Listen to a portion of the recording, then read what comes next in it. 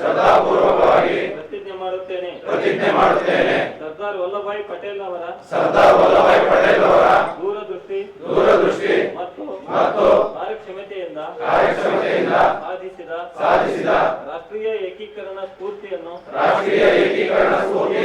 ಕಾಪಾಡುತ್ತೇನೆ ಎಂದು ಪ್ರಮಾಣ ಮಾಡುತ್ತೇನೆ.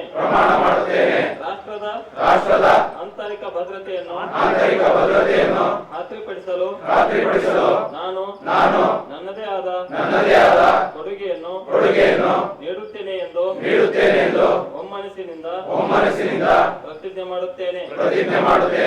ಜೈ ಹಿಂದ್.